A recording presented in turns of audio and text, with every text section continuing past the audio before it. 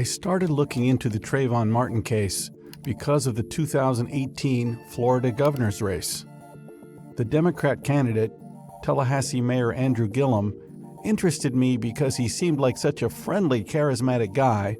Hey everybody, it's Andrew Gillum here. And Mayor of Tallahassee joins you now. Mayor Gillum, welcome to Meet the Press Daily. What's up, Chuck? Go Canes, man. But he had a surprisingly radical agenda. I want y'all to join me on this mission. Together, we're going to take this state back, flip Florida blue, and flip this country blue in 2020. Gillum shocked his more mainstream Democrat opponents. Andrew Gillum seized the nomination for governor despite being third in the polls just a week ago. And then lost by only a hair to Republican Ron DeSantis in the general election. What caught my attention were comments Andrew Gillum continued to make during the campaign about the shooting of Trayvon Martin. We know, certainly in my state, in the case of Trayvon Martin, in the same state where Trayvon Martin was killed, for wearing a hoodie, quite frankly. Then it became about the Stand Your Ground law. We can look no further than the situation between Trayvon Martin and George Zimmerman. And because of Stand Your Ground laws, he was able to get away with it. I had followed the Zimmerman case closely enough to know that virtually everything Gillum said was wrong. The case had nothing to do with Stand Your Ground and everything to do with traditional self-defense. Mr. Zimmerman has made the statement of self-defense. Until we can establish probable cause to dispute that, we don't have the grounds to arrest him. What, I wondered, was the reason for Gillum to bring up Trayvon Martin so much? Doing some superficial internet research, I saw that Sabrina Fulton, Trayvon's mother, was a big supporter of Gillum. He's got my vote. And the truth is, you know what, I'm black. I've been black all my life. So far as I know, I will die black. How did Gillum's racially charged political narrative work so well? I'm not calling Mr. DeSantis a racist. I'm simply saying the racists believe he's a racist. I started to think maybe it was true that Gillum's improbable run was because of Trayvon Martin. So I started wondering, who was Trayvon Martin really?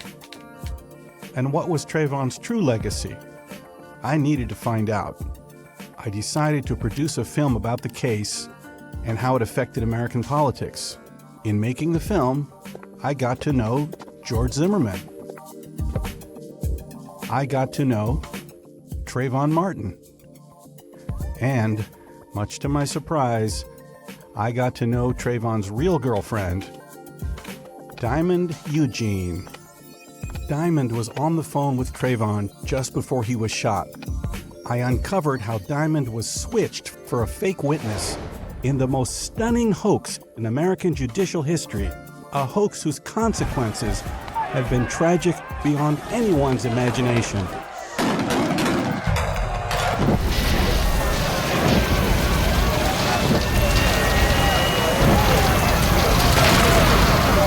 I would come to call this the Trayvon hoax. The Trayvon hoax was rooted in three major deceptions. The first was that George Zimmerman was a racist loose cannon. I came to appreciate how deep this deception was when I met George.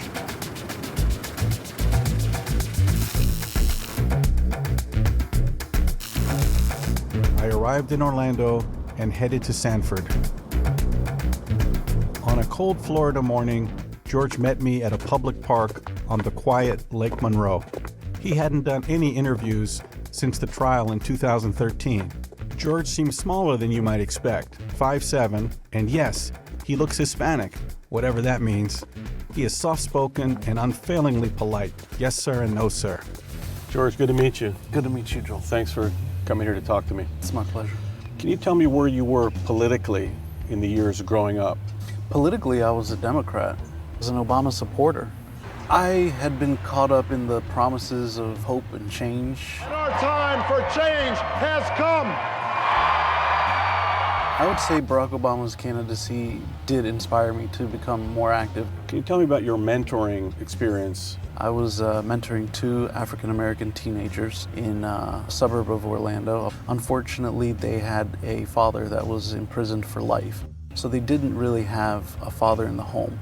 What kind of things were they getting into trouble-wise that you were able to help intervene with? Unfortunately, as bad as pulling weapons on their parent or slashing tires, skipping school, really a variety of things that a lot of teenagers from that socioeconomic background struggle with. I take them to restaurants that they hadn't been to, kind of expand their cultural horizons. We spend a lot of time at churches, playing basketball, just spending time with them one-on-one, letting them know that they're important. And then whenever I could afford it, I'd splurge and take them somewhere nice. It was inspiring to see a positive change in kids that had a troubled background. I got a lot more from the kids than I think they got from me. What was happening at the retreat at Twin Lakes in the months prior to your joining up with the Community Watch program? We were being riddled by crime. Robberies. We actually had home invasions. I heard someone ring my doorbell repeatedly, and I saw two young African-American guys. They broke into my house. I heard some bangs downstairs, and he was shaking the doorknob trying to get in. And I was sitting there with a pair of rusty scissors and my son in one arm. Neighborhood Watch was not something that I had thought of becoming a part of or wanted to be a part of. My wife had urged me to do something. I had seen in the neighborhood that there were Neighborhood Watch signs up, and I told her that I would go to the next homeowners association meeting. I was willing to do anything to give her a sense of comfort.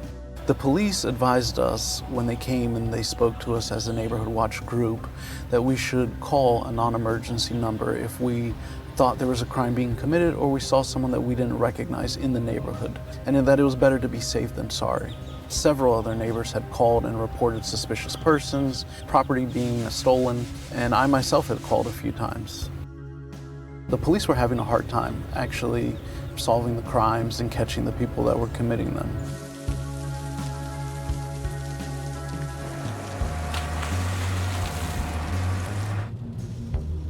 Can you describe when you left your house that night and why you stopped your car?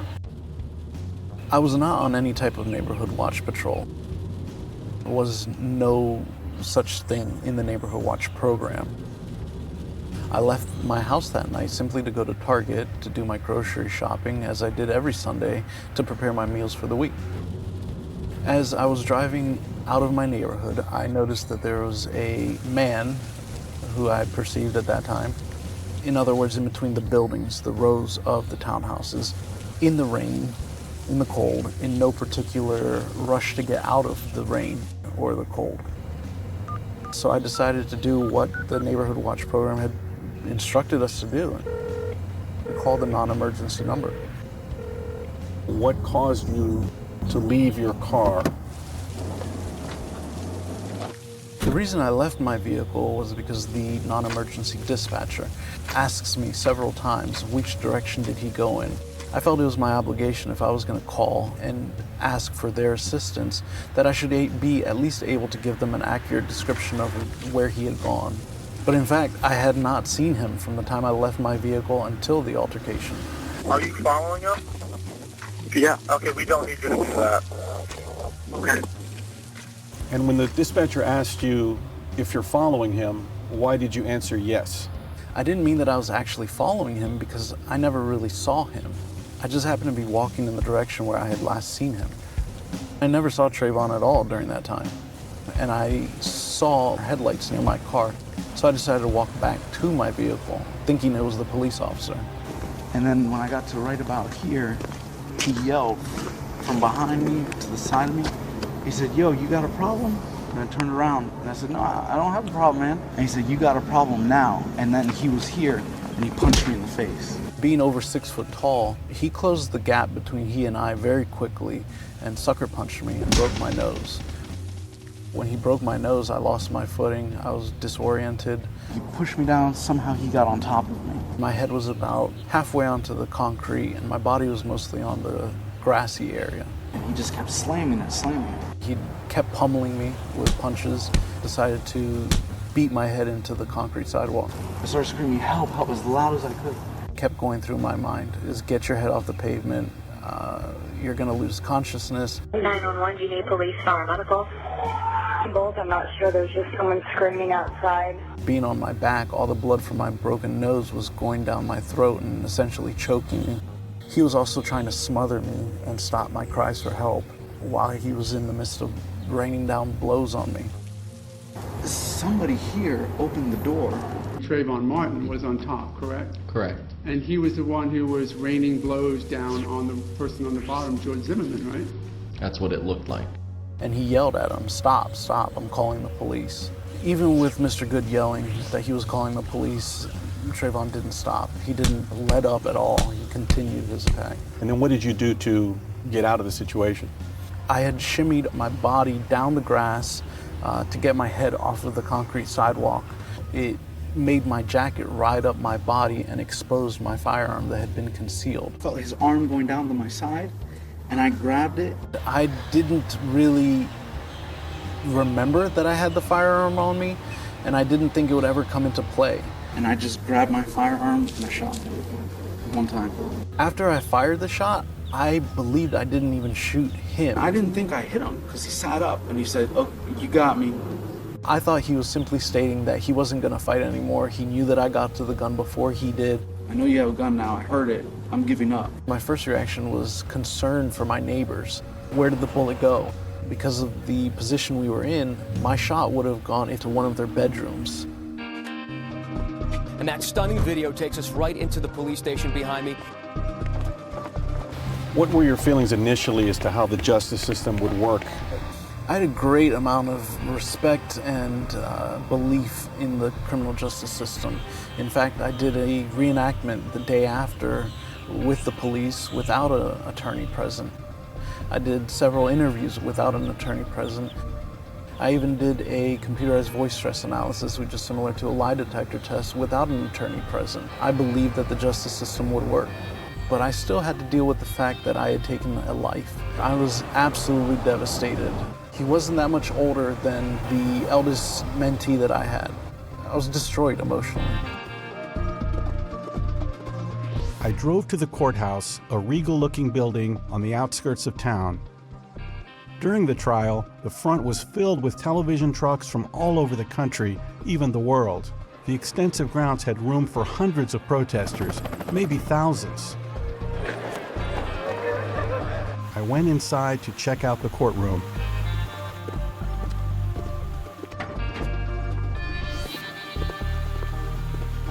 Just came from a tour of the courtroom. The deputies took me inside, and I could see how small it was. Anybody who's speaking in that courtroom, it is so tight in there, you just know if they're telling the truth or not. These proceedings will be the truth, the whole truth, and nothing but the truth, so help you God. So, thank you. I saw where Rachel Jantel testified. It's very close to the audience. A letter she sent to Trayvon Martin's mother, describing what she heard. Did you sign it at the bottom? Yes. What name did you use? Diamond Eugene. I'm sorry. Diamond Eugene. Diamond Eugene. The effects of this trial are still being felt throughout the country. It really changed the United States. Can you tell me anything that he might have told you during these final moments that no one knows about? He went face down into the grass, and I heard him say, "Tell Mama Alicia I'm sorry."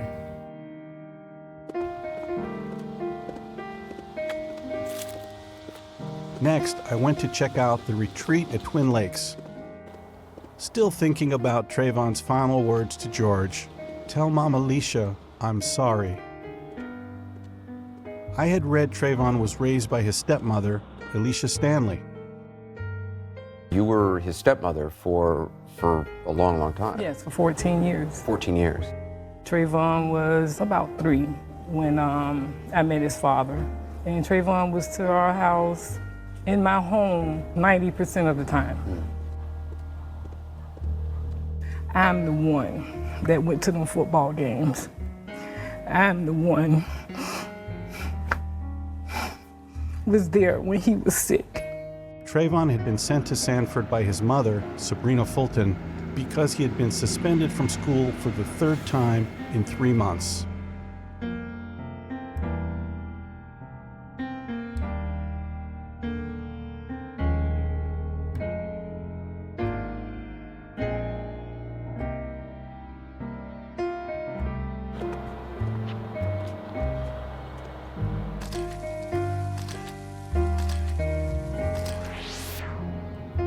was not looking forward to this, but I had to come and check it out. I want people to know that he wanted to live with me and his father. What was Alicia Stanley trying to tell the world? Lasagna time. The bread is in the oven. After he saw George, Trayvon could have walked to his father's girlfriend's house in about 20 seconds. Instead, he spent 4 minutes on the phone with his girlfriend and circled back to lash out at George. Why would Trayvon attack someone and refuse to let up? What was going on in his life that led to this terrible decision? I decided I needed to get to know Trayvon.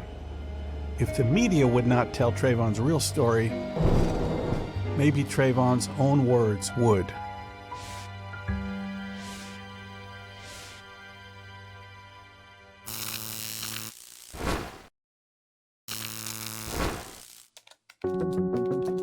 Florida is an open record state.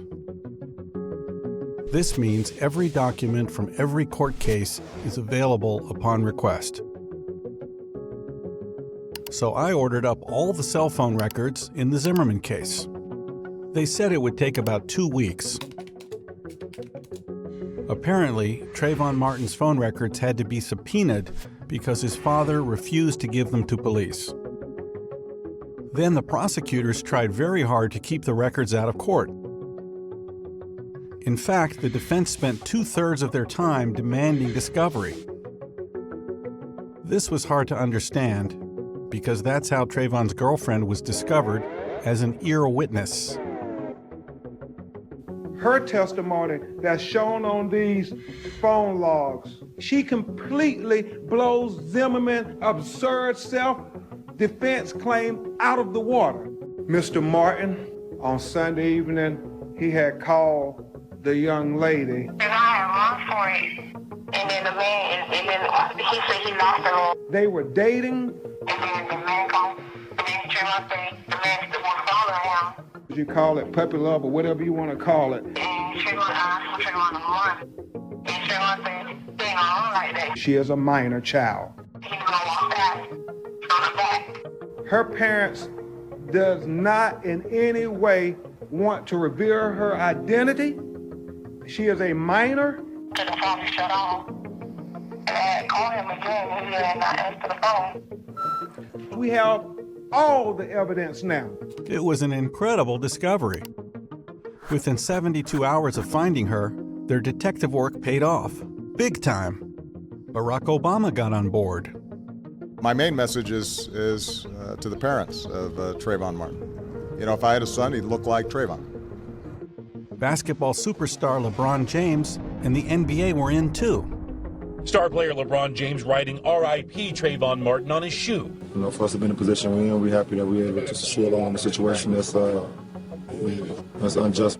And Chicago Congressman Bobby Rush, the former Black Panther leader, helped put the pressure on the House floor.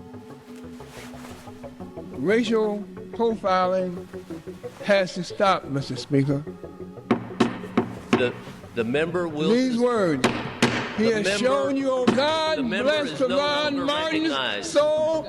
He was a black man wearing a hoodie in a white neighborhood, shot in the head. Black youth were organized and mobilized into student walkouts to protest. The phone witness had contradicted all the other evidence and ignited the public. Here to demand that the state attorney charge this homeowners association loose cannon with murder.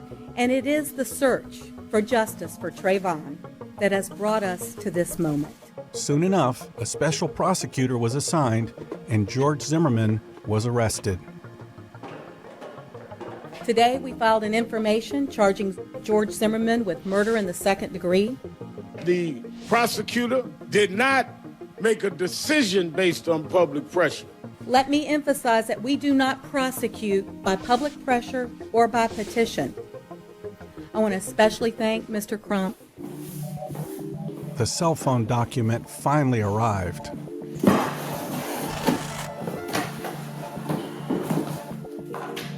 It was overwhelming, 750 pages, including over 1,500 contacts, almost 3,000 text messages, and 3,000 photos.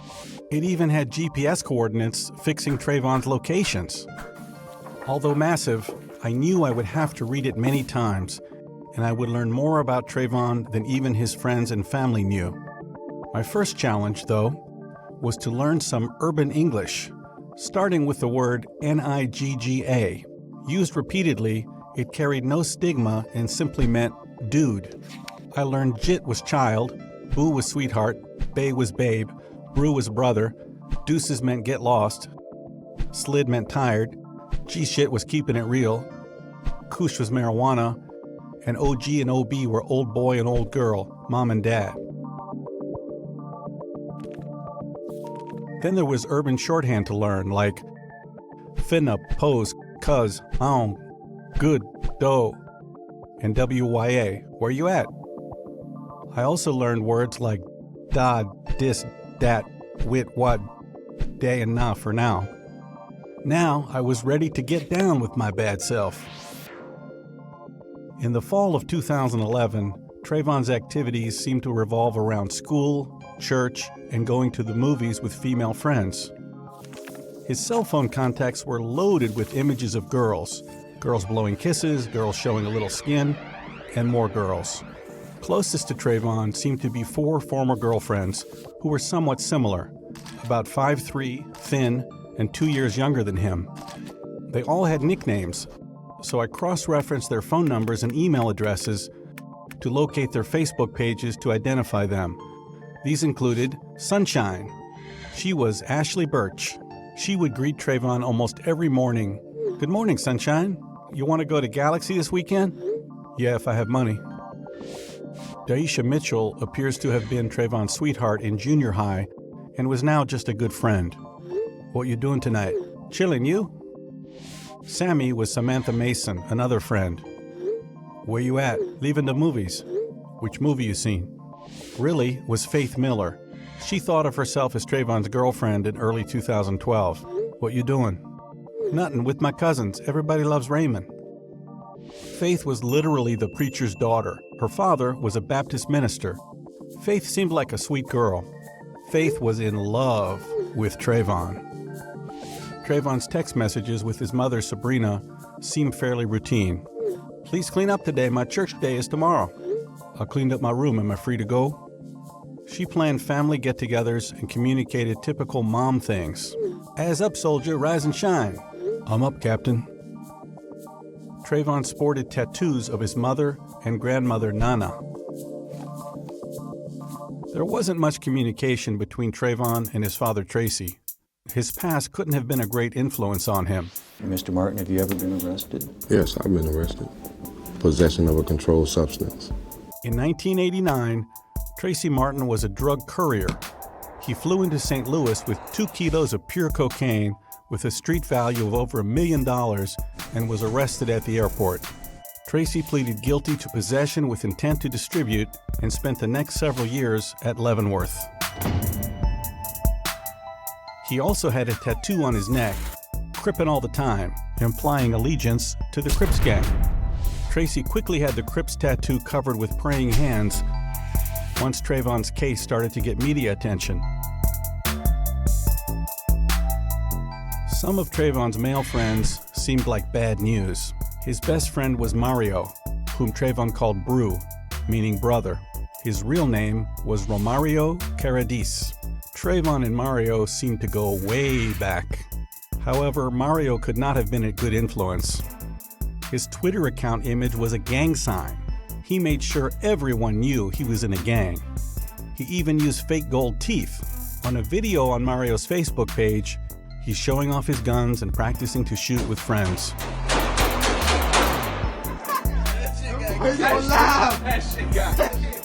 Hey, hold on, bro. That shit up. He shot at targets of people. The Miami gang culture was very big and plenty of trouble, and it was all around them. Mario was also friends with Stefan Bramble, another close friend of Trayvon. Trayvon called him Steve-O. On Stefan Bramble's Facebook page, I was shocked to see a video he posted smoking marijuana with Trayvon and some underage kids. That nigga Trayvon always got joints for the block. My nigga Trey did love to smoke. Stefan Bramble seemed like more bad news for Trayvon. Photos showed Stefan liked to drink lean. It's made from codeine or cough syrup and a soft drink to get high. He also smoked a lot of pot and seemed to sell it, and made a lot of money doing it too. The videos showed he was proud of it. Stefan Bramble was also into handguns and even machine guns.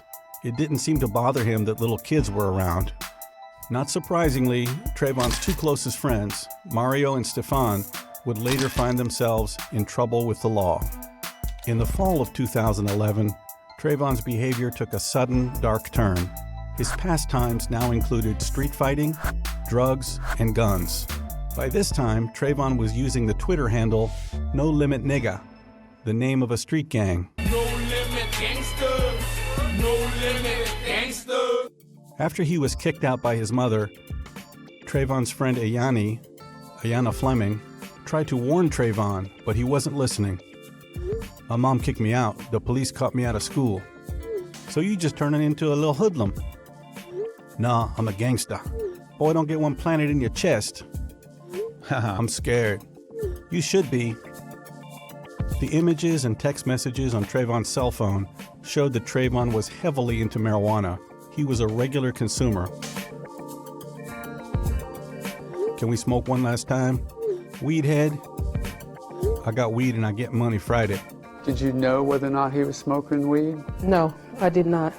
Trayvon's cousin Booby, Stephen Martin, tried to warn him not to deal drugs, but Trayvon wouldn't listen. I ain't your parent, but G shit, throw it away.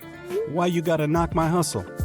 The kids call it Skittles or Triple C, but you know it as cough syrup. Like his good friend Stefan Bramble, Trayvon was into lean to get high. The ingredients included cough syrup, a soft drink, and candy. Cough medicine contains dextromethorphan, a dangerous hallucinogenic. Trayvon was trying to score codeine from his friend Mackenzie Bakash. You know, a connect for codeine. I had it before. Just use Robitussin and soda to make some fire-ass lean. Codeine is a higher dose of DXM. A week before his death, his text messages showed that guns and gun dealing were coming into play for Trayvon. Dario was Darius Morrow. On Facebook, he went by D Stacks. You got heat? I got a bill right now for some fi. A bill was $100, and fi meant firearms. Quay was Trayvon's cousin, Ronquavius Fulton. Money on my mind, constant with this grind. He was in on the gun dealing too. You want a .22 revolver? What shooter? Tell fool I got 80 for him right now. Shooter was brand and fool meant friend. Were you aware of a conversation about getting a .22 handgun? Objection. No. Would that surprise you? Yes, that would. Trayvon was also dealing guns with his friend Spoonhead Zach, Zachary Witherspoon. You know somebody with some 38? Yeah, 150. Him finna cop a 38 for a face. Face meant marijuana. In 3 months, Trayvon was suspended from school 3 times. He had a video on his cell phone of street fighting. What you doing? Watching videos on World Star Fights. Trayvon's YouTube channel had videos of fighting and mixed martial arts. Each time he got suspended, his mother kicked him out and sent him to live with his father. Pack up your clothes. I love you, but I think you being with your dad is best. Pack up your clothes now. You never knew that he was being considered for expulsion? No, I did not. This is the first time I've ever heard of that. Trayvon's friends were concerned. Why you always fighting, man? You got suspended? I lost the first round, but won the second and third. You ain't tell me you swung on a bus driver. I was watching a fight, and a teacher said I hit him. Stop. You ain't gonna be satisfied till you get suspended again, huh? My mom just told me I gotta move. You had a fight this year? Damn, bro, I got kicked out. You fighting? Suspended, fighting. What you fighting for? That nigga snitched on me. The Urban Dictionary defines snitches as motherfuckers who gets their ass beat up. He ain't bleed enough for me, only his nose. This text exchange sounded too familiar. He had marijuana in his system. I had to wonder if Trayvon thought George was snitching on him for smoking pot. The Zimmerman and Trayvon deceptions would pale in comparison to the greatest deception of them all. Did he have a girlfriend back then before he passed? No. With only 5 days to live, Trayvon was back on the bus to Orlando, texting with his girlfriend, Diamond. Often, their texts were highly sexual. Just got back on the bus. Shit, bae, I missed some sex. You should have been on the bus. Diamond loved to ride. This dick is yours. That you tell me, you should know. Diamond, the girl who stole Trayvon's heart, was different than the others. She was a badass, boastful, confident, and overtly sexual. I am gorgeous, fabulous, sexy, and who will always hate on this Diamond, because they want what I got. I would like to show you some move. I won't see you so bad right now. How you want me? I want in every way. In February 2012, Diamond's text exchanges with Trayvon averaged 50 per day, and they spoke on the phone for about 5 hours every day, including the last day of his life. Diamond was always getting herself ready for prime time. What are you doing? Taking a hot bath? I want to join. I bet you do. I'm doing my hair now. You already started putting the weave in? Yeah.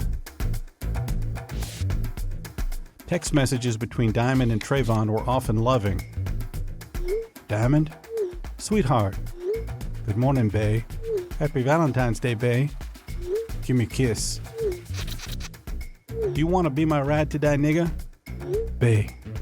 Ride to die meant we are a couple. We ride together and we die together. Whatever happens to me, happens to you, because we stay together. After obsessively rereading Trayvon's text messages about 100 times, as I set out to do, I had come to know Trayvon. And, surprisingly, now I knew Diamond too, almost personally. Shit, I love my duck ass. I knew her vibe, her jive, and her attitude well enough to know that something was very wrong here. Diamond was attractive, highly sexualized, and self-confident in the extreme. Rachel Gentile was none of this.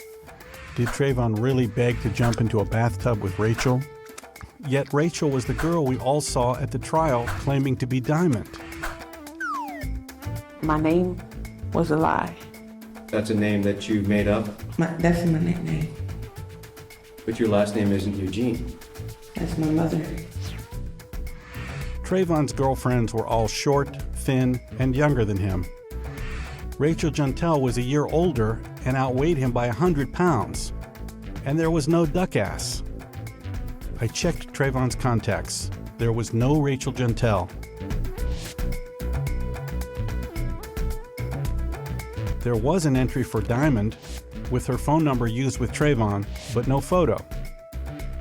Trayvon often implored Diamond to text photos, and she always obliged. Send me a pic. You got the pic? Yeah. I then went through the 3,000 photos stored on Trayvon's phone. Yet there was no picture of Rachel Gentile, who was unmistakable. Then I recalled Trayvon often called Diamond Bae for babe. Morning, bae. Be safe, bae. Hey, bae. I just got home, bae. Sure enough, there was a contact for bae right next to the phone number used by Diamond. However, the photo of bae was not Rachel Gentile. Even though bae wore a long weave and a ton of light makeup, no sighted person could possibly confuse her with Rachel Gentile. How could the state of Florida prosecutors not have seen this? The young lady completely connects the dots. I quickly downloaded Benjamin Crump's 20-minute phone call with Diamond. That interview was 3 weeks after Trayvon was killed on March 19, 2012. Then I downloaded the recording of Rachel Gentile's deposition with prosecutor Bernie De La Rionda from exactly 2 weeks later on April 2nd. I selected similar phrases from each interview and compared them, listening over and over. What you doing around here? What you doing around here? What you doing around here? We do it around here. Trayvon, you like walk. Trayvon, start walking. Trayvon, you like walk. Trayvon, start walking. Their voices shared little. The tone, inflection, syntax, rhythm, and accents didn't match. When you was walking out the store. When you leaving the store. When you was walking out the store. When you leaving the store. Okay, run to your house. I told him to run to the house. Okay, run to your house. I told him to run to the house. Diamond spoke fluidly and with confidence. The terminology was different too. Is his headset like stale? Because the headphone, he might got off. Is his headset like stale? Because the headphone, he might got off. Even the stories were different. It's raining hard. It was not raining. It's raining hard. It was not raining. Next, I decided to listen to Rachel Gentel's April 2nd deposition. At 6 p.m. that day, Sabrina guided the police to Diamond's house. She knew the address because she had driven the real Diamond home from her house 2 weeks earlier. However, when they arrived at the redacted address, they were sent to a different house where, who showed up at the door but Rachel Gentel? I wanted to know the redacted address and put in a request for the original document. I was guessing the first address was where the real Diamond lived. Could you state your name for the record, please? Rachel Gentel. She is a 16-year-old teenager. How old are you now? 18. Prosecutors had to subpoena Diamond's phone records because she refused to provide them. Is that phone number under your name or under somebody else's name? It should be now under my name. T-Mobile. Okay. In fact, the cell phone account was Simple Mobile and was prepaid with no identifying information. It was probably transferred to Rachel that day. Did you consider yourselves dating? No. Were you kind of his girlfriend or just kind of you guys? Okay, you're getting there. That day, February 26th, did Trayvon send you any text messages? In fact, they exchanged 32 text messages that day. Did Trayvon ever say the guy's coming at me is going to hit me? Yeah, you could say. Did you ever say the guy got out of the car? You want that too? By now, it was obvious that Rachel Gentel was just making things up as she went. At the end of the interview, she actually tries to tell the prosecutor she's lying, but he doesn't get it. I got guilt. You got guilt? Why do you feel guilt? Real guilty. Huh? Real guilty. Why do you feel real guilty? I ain't know about it. Huh? I ain't know about it. Rachel did not know about it because she was not Diamond. Dramatic testimony emerging late this afternoon in George Zimmerman's murder trial. Jurors getting to hear from the woman who was on the phone with Trayvon Martin just moments before he was shot and killed. The most memorable moment of the trial was Rachel talking about a letter the real Diamond had given to Sabrina Fulton. Are you able to read that copy well enough that you can tell us if it's in fact the same letter? No. Are you unable to read that at all? I don't understand cursive. I don't read cursive.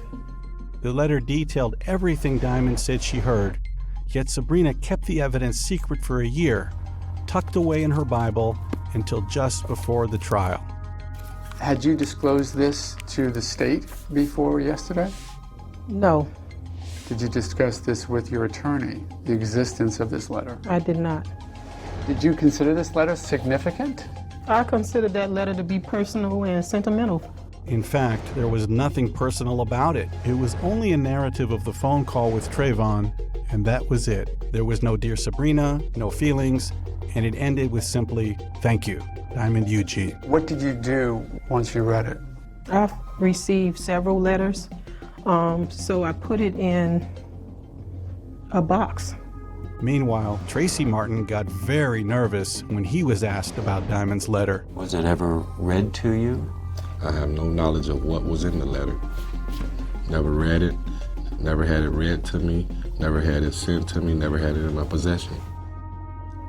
The closer I looked at the letter, the deeper and deeper I was drawn into it. I sensed it must have some great significance in the cover-up of who Diamond really was. I did not write the letter, though. Oh, who wrote the letter for you? I told Francine to write it. I tell her what to write. Rachel claimed a woman who worked for Trayvon's mother, Francine Serve, wrote the letter for her. Did you know Francine? Yes. From the fact that she was helping out with your brother? Yes. I had identified all the callers on Diamond's phone records by doing background checks online, one by one. Soon enough, I was able to assign a name to every number. Diamond's best friend was the beautiful Felicia Cineas, who was also 16. Every day, Diamond and Felicia texted and called each other almost nonstop, from 5 a.m. until midnight. Felicia went to Michael Kropp High School and knew Trayvon. Diamond's best friend Felicia's older sister was none other than Francine Serve. This was interesting. More background checks revealed that in 2016, both Francine and Felicia were convicted of identity fraud involving fraudulent use of credit cards and grand theft. These people were not shy about swapping identities. I did say, my name is Diamond Eugene. Our signature as Diamond Eugene. I decided to look for Rachel's signature and compare it to the one on the letter. I found it on a 2015 traffic citation. It looked like Rachel could barely write. Though I'm not a handwriting expert, I didn't believe for 1 second that Rachel had signed the name Diamond Eugene. I began to wonder if any of the witnesses in this case could be trusted, including Diamond herself. Crump was leading the witness. Let me do this here. Let me have you start over just saying that there, okay? And say it loud and slow for me, okay? Alright. Okay. 1, 2, 3. In this situation, this conversation, to me, it's a racial. It is a racial. It was an innocent boy. Just because he had a movie on. She was just repeating back to Crump the narrative he'd said on the news. All he had was a bag of Skittles and an iced tea. Say it loud and slow.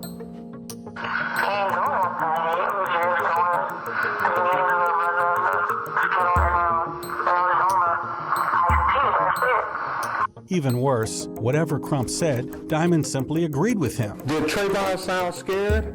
Yeah. Did Trayvon sound normal throughout the whole day since you had talked to him? Yeah. Yeah, he sounded real happy. I had to laugh. Diamond knew Trayvon was not happy that day because of Diamond. You said I'm a waste of your time. It what it is, you really hurt a nigga feelings. It whatever, you done with me? Nigga, go fuck a hoe. Crump slipped up when he told Court TV what was obvious to me. Diamond was coerced. This interview happened, Jane, because we pushed her making a statement. For 3 weeks, Diamond was hammered by calls and texts from Trayvon's two best friends, Mario and Stefan Bramble. The tag team pressured Diamond with three-way calls with Felicia, too. By the third week, Diamond caved in. How did you locate witness number 8? Mr. Martin got his phone bill, and he saw the last person that was on the phone, and it was this witness. Only the media could fall for Crump's story of discovering Diamond. 1, 2, 3. Out of the blue on March 18.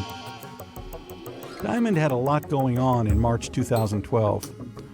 Some calls seemed routine, like fast food. Diamond loved Pizza Hut and Chinese food. She was also concerned about skincare. There were regular calls to financial institutions, a little suspicious for someone too young to have a credit card and calling from an untraceable prepaid phone. There were 21 texts and 6 phone calls with Trayvon's mom, Sabrina Fulton. Good morning, Matt. Hey, good morning, Robin. We've been following this story for a few weeks now. There were 74 texts and 4 phone calls between Diamond and ABC News correspondent Matt Gutman, including calls late at night and early in the morning. There were also regular calls between Diamond and Rachel Gentile, and a call to Benjamin Crump on March 31st, just before Rachel's deposition. Clearing my head after weeks of research, I realized I had just uncovered the most flagrant judicial fraud in modern times. But even with all the phone records, I still could not identify Diamond. Maybe it wasn't accidental. There were over 100 texts missing. Why did Diamond have to be forced to come forward? Why was Rachel Jeantel substituted as a fake witness? And who knew? The George Zimmerman case had started the modern era of fake news and race hoaxes. Had the truth been exposed at trial, the whole course of recent history would have been different. There would be no Black Lives Matter movement. The city of Ferguson might not have blown up. Colin Kaepernick might still be playing for the 49ers. And thousands of young African Americans might have been spared the lethal consequences of the Ferguson effect. But to tell this story, I had to find Diamond. I needed to know the backstory. I had to understand the culture, the street life, even the geography of Diamond's world, if I was going to find her. It was time for some field work.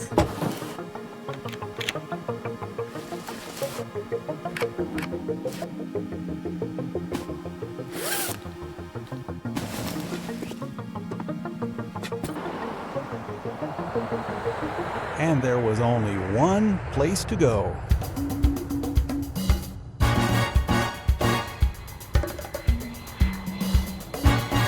Miami.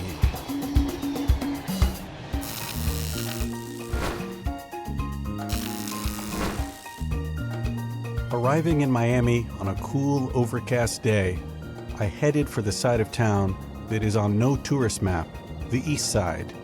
And I'm going to hit a lot of houses where people live, really understand all the people that I've been studying for so long by looking at their neighborhoods, their schools.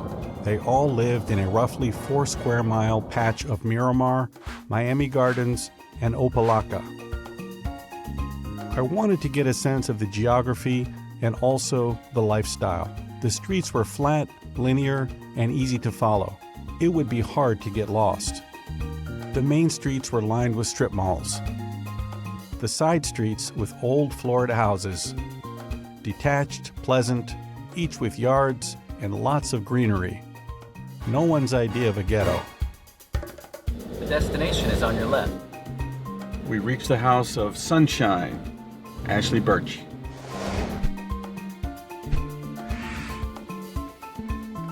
In a quarter mile, turn left onto South University Drive. Next, I went to check out where Trayvon's good friend, Daisha Mitchell, lived.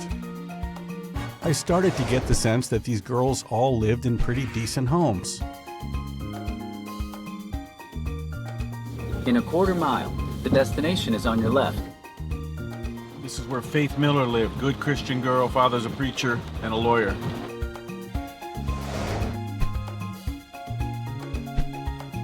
There was a Baptist church van in the driveway. I was surprised to run into the Nation of Islam. You know, we're trying to reduce some of this crime in the community. Y'all like to help us out? You go. I appreciate you, my brother. Thank you. All praises due to Allah. Y'all have a blessed one, all right? Assalamu alaikum. Assalamu alaikum. Wa alaikum salam, brother. Should blacks consider separation? Hate crimes, blacks are #1 target. Right now we're going to the house of Felicia Cineas, the best friend, where they sent hundreds of texts to each other. This is Felicia's house. Diamond's best friend. So I'm dressed. I'm waiting. This is the house where Trayvon lived for 12 years with Mama Alicia. Hey! Say hey, everybody! Then the destination is on your left. This is the house where Trayvon lived part-time with his mother, Sabrina. Going to Miami Beach to check out Matt Gutman's condo, the ABC News reporter. Turns out Matt Gutman lives on the island. ABC News has obtained exclusively the last information from the last person to speak with him. It was from this location that ABC's Matt Gutman started texting and calling Diamond, even late into the night. Next, I decided to visit the 4 high schools that Trayvon and his friends attended. I need to go through every yearbook of every high school if I'm going to find Diamond.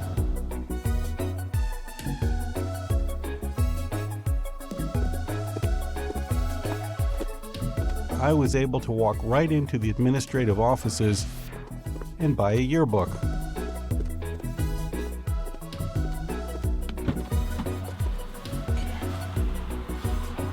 is.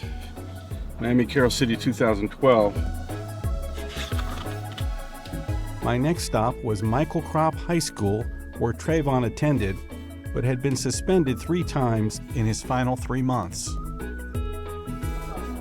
I made my way to the administrative offices and bought a yearbook. Got it, Michael Crop yearbook. I wondered if Diamond was somewhere in these pages. Big yearbook. Turn right onto Northwest 12th Avenue. Going over to Miami Norland Senior High School. This is where Rachel Jantel at one time was in high school. Gonna go see if I can get a yearbook and learn something and take a look around the school. Turn left, then your destination will be on the right. Here, I was hoping to get more information on Rachel Jantel as well.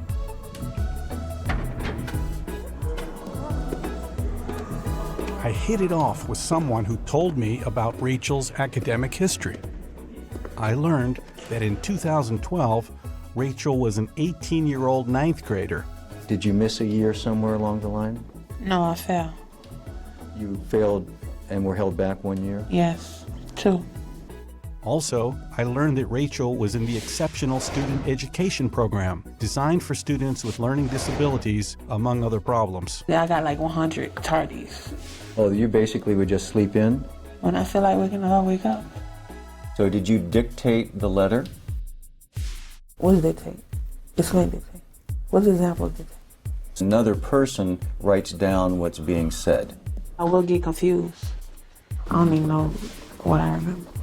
You're having trouble with remembering the details? Yeah. According to the Washington Post, Rachel was reading at a 4th grade level at the time of the trial. Looking back, I doubt Rachel could read at all. I began to wonder whether Rachel's limitations had made her an easy target for those with their own agendas. I had learned a hell of a lot from my brief visit to Miami Norland.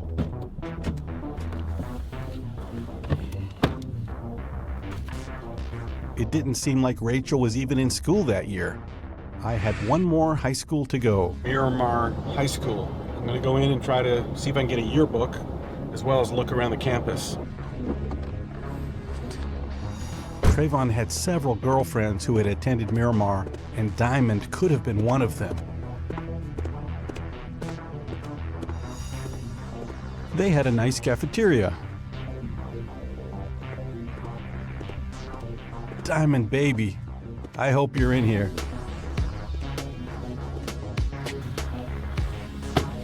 I got the Miramar High 2011-2012 yearbook. There were thousands of students whose names and class years I would need to cross-check with Trayvon's phone records. This I would do when I got back to Los Angeles.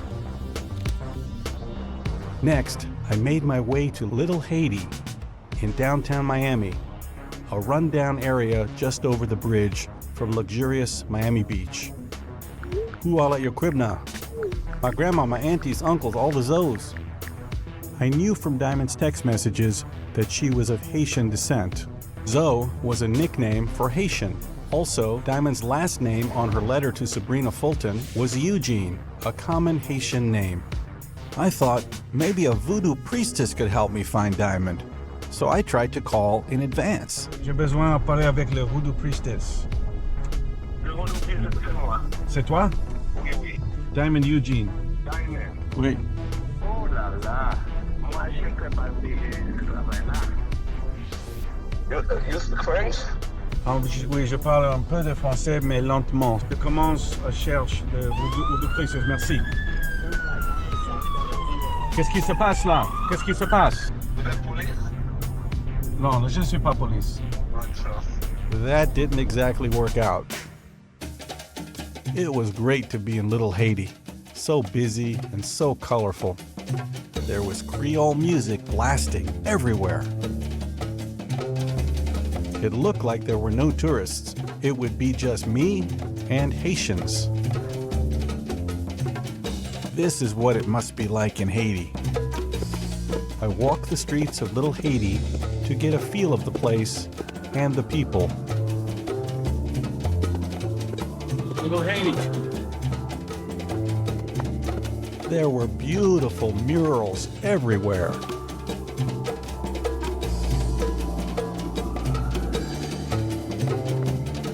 And there it was, right before my eyes.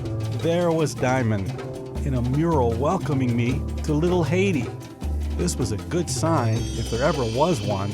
Now, I just had to find the voodoo priestess. Where can I find a voodoo priestess? I know there's one down there.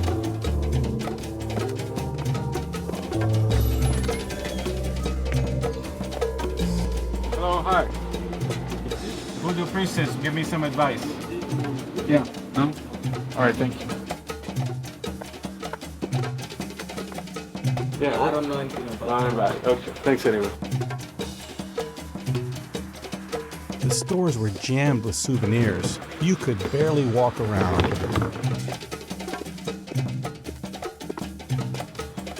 Do they have a priestess here? What is that? They give you like advice. No? Okay, thanks anyway. I thought, maybe if I buy something, people will tell me where to find a priestess. I chose a Haitian spice grinder. Comment t'appelles-tu? Marianne. Marianne, je m'appelle Joel. Oh, Joël. Enchanté. Tu es très sympathique. Je cherche une femme haïtienne. Elle s'appelle Diamond. Diamond. Oui, elle s'appelle Diamond. Tu ne connais pas? Le nom de famille, c'est Eugene. Oh, Eugene. Eugene. Tu ne la connais pas? Non. Ok. Au revoir, mes amis. No one seemed to know a voodoo priestess or Diamond. You need Haitian blanket? C'est juste 25. Do they have a priestess in Little Haiti? Priestess? Are you one? No. No? Tu connais Diamond? Diamond Eugene. I know Diamond, I don't know nobody's son. Tu prends ce chapeau et aussi blanket. Okay. Yeah, I think I live over to 59. 2nd Avenue, 59. 2nd and 59? Uh-huh. Maybe they can help me find Diamond. Yeah, maybe they will help. I hope so. I'm looking for her. Merci. Okay. À tout à l'heure.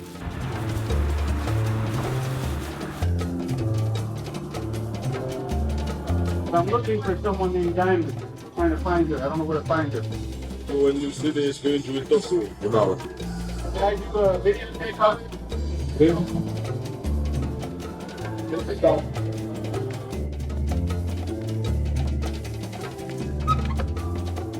would like to find her? I need to find her. I need to find Diamond.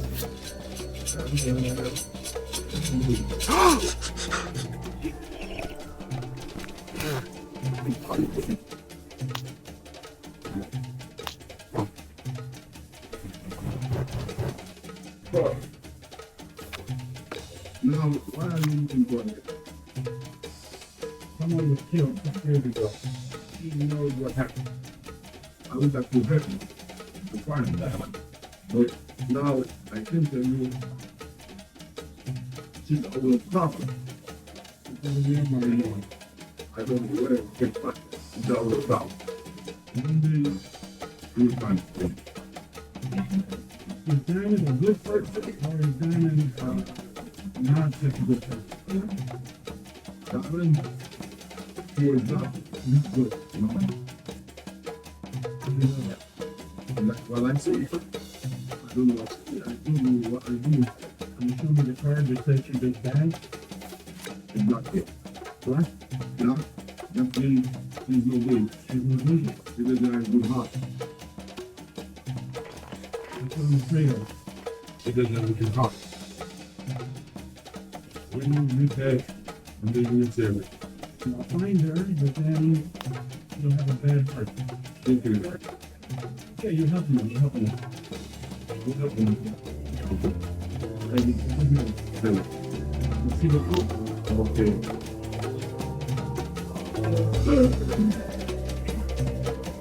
The voodoo priest's words were chilling. Diamond had a bad heart. With that on my mind, I drove to Miami Gardens. Andrew Gillum. Andrew Gillum for governor. He said it all started with Trayvon Martin. There was the vestige of Gillum's campaign for governor, all about race.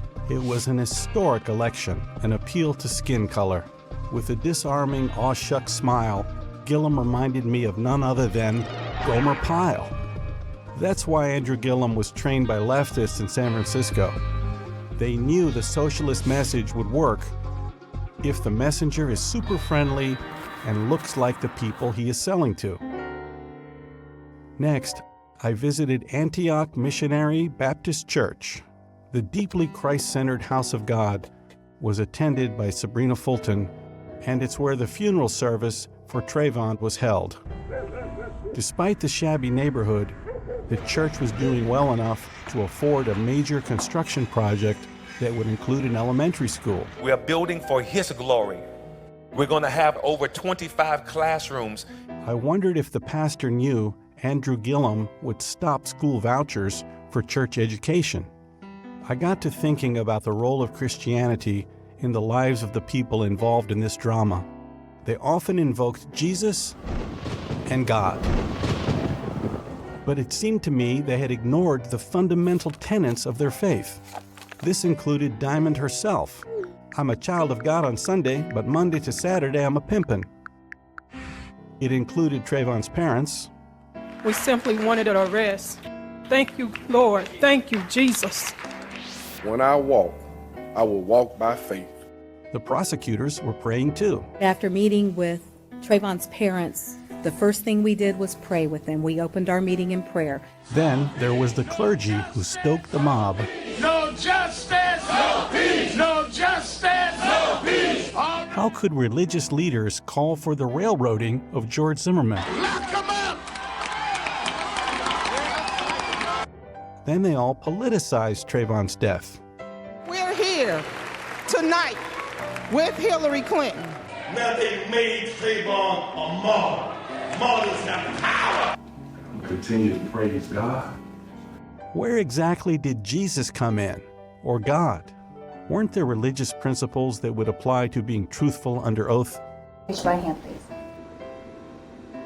And would you raise your right hand, please? Rachel Juntel never actually swore to tell the truth. So me, God. She just asked God for help. So me, God.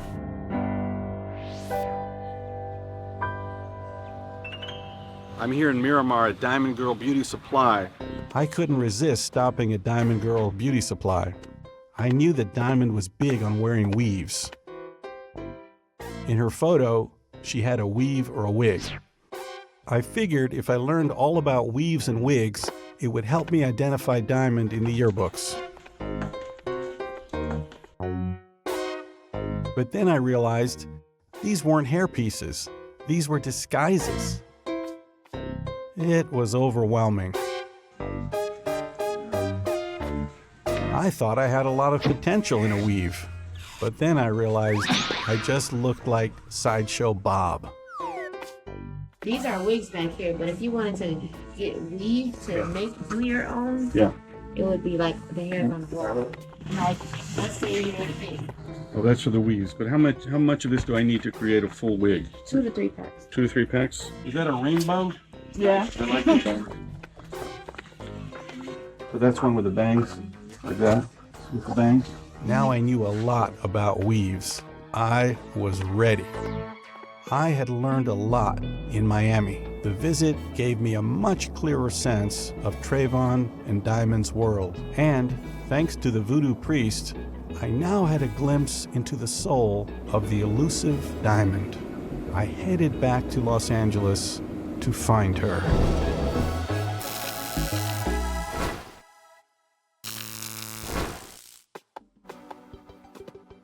Back in LA, I took all the high school yearbooks I had and I dove in. I knew Diamond had to be in here somewhere. But then I realized the girls were not easy to identify. The photos were small.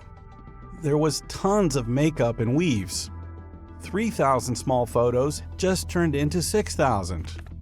This was going to be a lot more difficult than I had imagined. I decided to first look at all the girls named Diamond. I counted 15 diamonds in the yearbooks. I compared them all to the photo of Trayvon's diamond. Diamond Dixon from Norland looked like she might be a match. I did a quick background check on her, but no Haitian names in the family. I found more photos of Diamond Dixon online. Wow, her photos looked very different. Smile, no smile. Weave, no weave. I decided she was not the one. Diamond Dixon's nose was bigger, and she had a gap between her two front teeth that Trayvon's diamond did not have. Diamond Johnson was in Trayvon's contacts. She went to Miramar and was now an accomplished author who had written a dozen romantic novels. Diamond Johnson was typical of how these girls seemed to change their looks dramatically, often day to day. I called her and asked to buy autographed copies of her books, hoping for a handwriting sample. Within a few days, the books arrived. I even got a t-shirt. I compared her diamond to Diamond Eugene on the letter. It was not a match. But maybe Diamond was a middle name or a nickname. I decided to look at all the girls with the last name Eugene. I put the pictures on my computer. But by now, I was exhausted. Every weave and every smile ran together. I was beginning to lose it. With no Eugene match, I went to sleep that night even more depressed. On too many nights, I would dream of finding Diamond and then losing Diamond. Then, on one sleepless night, at 3 a.m., it hit me. The photos of Diamond on Trayvon's cell phone should have the same timestamps as the text messages. I shot out of bed and found the times Diamond had sent Trayvon photos. Lil Cuz JJ. Diamond sent Trayvon the same photo of her cousin twice in a row at 4:52 on February 19.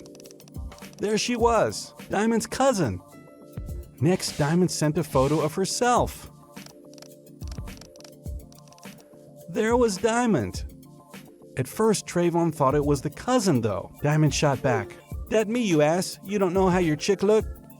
On February 20, Diamond sent Trayvon more photos. "Just from my bae, 'cause he had a bad day. My two little friends will make smile." There was Diamond again. Another photo that day, Trayvon labeled February 20 with hearts. Trayvon was in love. Diamond's photos all looked slightly different, but I was used to this by now. Now it was back to the yearbooks to finally identify Diamond.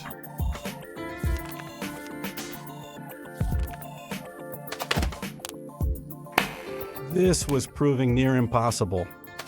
There were thousands of weaves, wigs, makeup. It was endless. I decided to start with the diamonds again. No. She wasn't any of them. Then I thought to double check the Eugenes. No.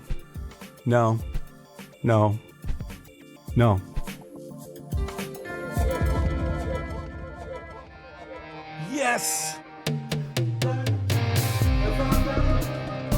I found her! I found Diamond! Finally! Diamond was Brittany Eugene, a sophomore at Miramar High School. It was unmistakable. Her 2012 yearbook photo even had the same Chinese weave as the photo she sent Trayvon. I quickly did a background check on Brittany Eugene. Her full legal name was Brittany Diamond Eugene. There it was, Diamond. Diamond was her middle name. Birthday January 2nd, 1996. She was 16 years old at the time. She is a 16-year-old teenager. Next, I looked online for traffic citations, hoping to find Diamond's signature. Brittany Diamond Eugene. She had a lot. Broward County, Madison County, Columbia County. A signed document. Bingo! I brought it into Photoshop and compared it to Eugene on the letter. It was a match. Diamond Eugene had signed the letter and not Rachel. I signature as Diamond Eugene. This was becoming an episode of CSI Miami.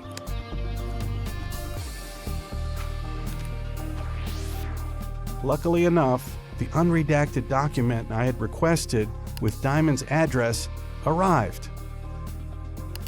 I was so excited.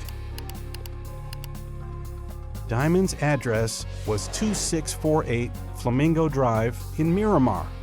That was Brittany Diamond Eugene's address. 2648 Flamingo Drive. On April 2nd, 2012, Sabrina directed detectives to Diamond's house to interview her. 2648 Flamingo Drive. But when they arrived, the detectives were sent to a different address.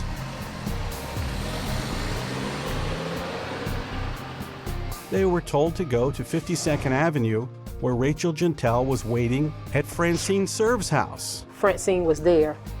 I knocked on the door, and Francine was there. Francine, of course, was the older sister of Diamond's best friend, Felicia.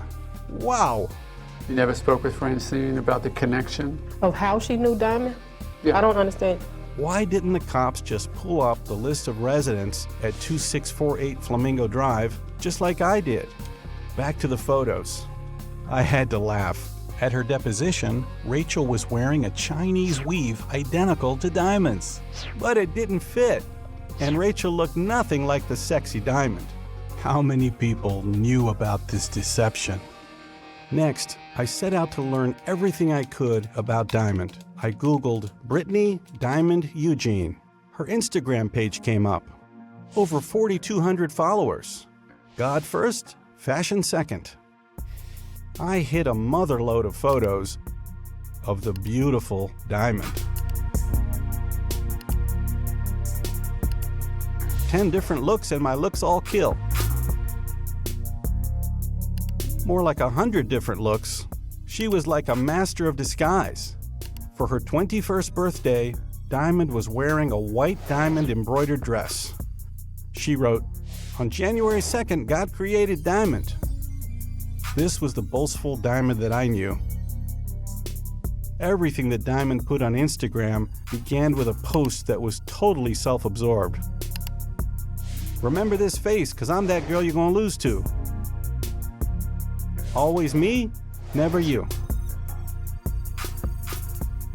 Betting on me is the right risk. Maybe I'm not your speed. Maybe I'm out of your league." There was still a lot more to learn. Diamond had attended Broward College. Got my associate's degree today. And then she transferred to Florida State University to study criminal justice. Oh, the irony. Top 2 and I'm not 2. There she was on the beach. Untouchable, but they feeling me. Diamond had a tattoo of the map of Haiti on her side. Diamond loved to remind everyone she was above all the rest. Every thick girl needs a skinny friend. It's me, I'm the skinny friend. Diamond was a model in a dance group. Next, I found Diamond's Facebook page. It looked like everything had been deleted except for 2 posts. Love yourself. I knew that narcissists suffered from a lack of self-worth. They also tended to be very boastful. Her next post was, "Already feeling another bitch. Just make sure the hoe better than me." Next, I found Diamond's mother's Facebook. Her name was Ileana Eugene. She had lived with Diamond at Flamingo Drive. Ileana had been arrested for obstructing justice, giving false information to police, and using false identification. Changing identities was apparently all the rage in Diamond's world. On her Facebook page, Ileana had a great photo of Diamond from back in 2012 with the caption, "Princess Brittany always in front of a mirror. My baby knows she's pretty." Whoa, now I had to compare photos again. Did Diamond get a nose job? Was Diamond trying to avoid being recognized in case someone like myself investigated one day? From there, I found another Facebook page for Diamond under the alias Tiffany Eugene. There she was, the queen. She was a heartbreaker, and she knew it. I even managed to find a link to Lil Cuz JJ. Her name was Alexis Jaquette, a very close cousin of Diamond, who also went to Miramar High School.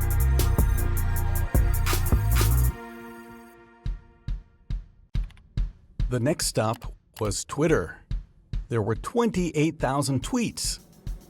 She joined in 2011. That was good. All I had to do was scroll down to 2012 and it might reveal a treasure trove.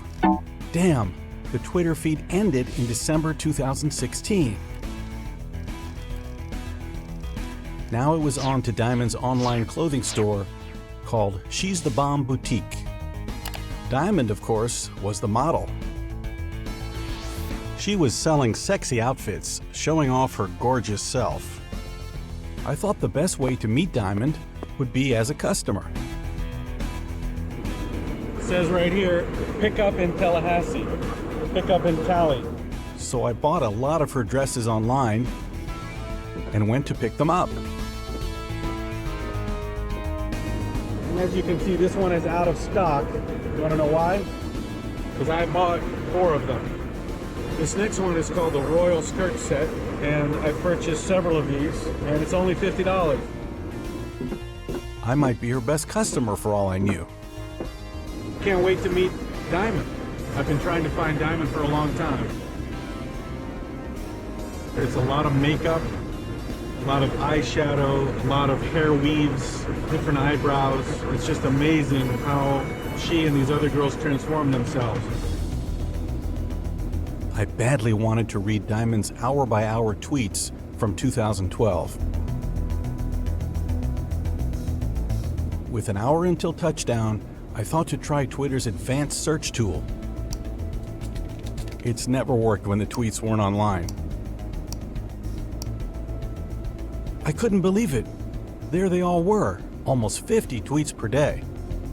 I quickly perused the tweets that jumped out at me. I deserve the world. My only competition is the mirror. I need to just step back and kiss myself. I'ma worry about me, give a fuck about you. This weave breaking out my face. I eat pizza and Chinese food entirely too much. I have a legit shopping problem. Broke boys don't deserve pussy. Took a hot shower cause I was bored. I want to be a Kardashian so bad. Diamond had an epic secret. The deception had to be eating at her conscience. Everything you do in the dark will eventually come to light. Karma's a bitch. Another doozy caught my eye. Ever cheated? Do you regret doing so? Yes and yes. I decided to put aside Diamond's Twitter account until I got back to Los Angeles. It was time to rock and roll.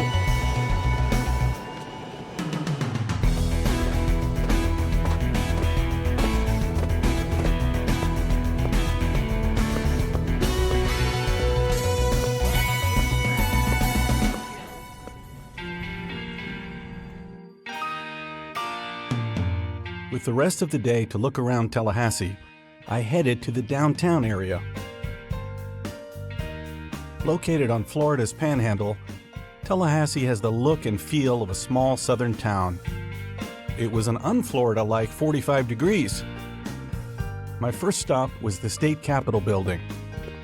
Across the street was the Florida Supreme Court. Ah, the halls of justice. I would go check it out. Given that Diamond was a criminal justice student, I decided to pile on the irony by bringing Diamond a gift, a 16-inch bronze statue of Lady Justice.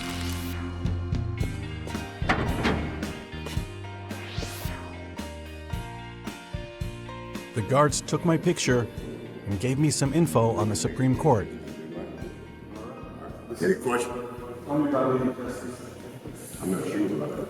The guard wasn't sure about Lady Justice. There was the seal of the state of Florida, Sacito Siracte. The Latin phrase means, with time, true justice will prevail.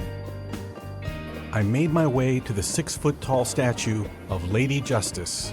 The blindfold represented impartiality. The scales represented objectivity. The fair weighing of evidence.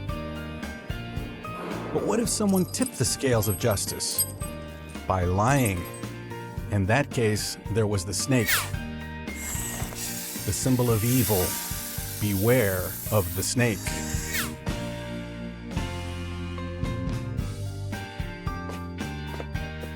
Then I walked into the Florida Supreme Court chambers.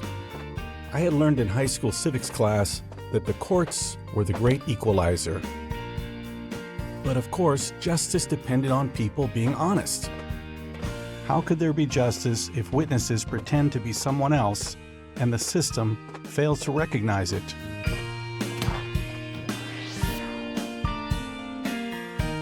My next stop was the Florida State University campus. There was the beautiful main quad, a graceful site with a beautiful fountain, all built in 1911. It looked like the Old South, thick with Spanish moss hanging from weeping willows. Although Tallahassee was a dud, the campus had energy to it. Students were bustling around as though they actually had some place to go that mattered. Here at the Florida State University College of Criminology and Criminal Justice. Oh, the irony. Oh, the irony. I'm gonna go check it out. Criminal justice, of course, was Diamond's field of study.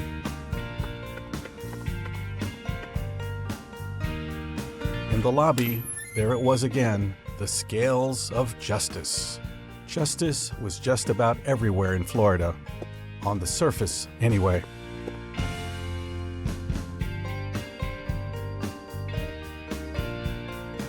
Diamond had agreed to deliver my order to the Holiday Inn the next day.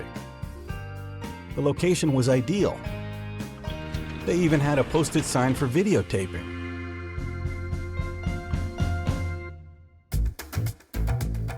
The next morning, I was up at 6 a.m. getting ready. I decided I need to get a good handwriting sample from Brittany Diamond to compare to the letter. I'm going to ask her to sign Christmas cards to 8 girls that I'm giving the clothing to. Now, what names am I going to use? What I did is I took actual words from the letter. I needed an ing, so I found the name Blessing, and then the word turn, so I have Turner, Blessing Turner. These are really funky names. I hope she doesn't think something's up. Then I wanted the word rain and also a TR, so I have Tracy Rainier walking through the rain. Constance Trelock, which is a really weird name. The man was getting closer, so I made Teresa Closerman. This should really help us do a handwriting analysis with a professional handwriting expert, and I just hope the names aren't so strange that she starts to wonder like what's going on here. But I think it's a really unique way to be able to compare exact handwriting samples. Here we go. Finally, I was going to meet Diamond. I admit to being a little angry with her, but at this point, I was more curious than angry. The early start allowed me to stake out a corner of the hotel lobby. I set up my camera in plain sight. I was waiting with great anticipation. Diamond was about to transform from a cyber ghost into a real live person. Diamond was running late for the 9 a.m. meeting. Hi, my GPS says I'll be there at 9:13 a.m.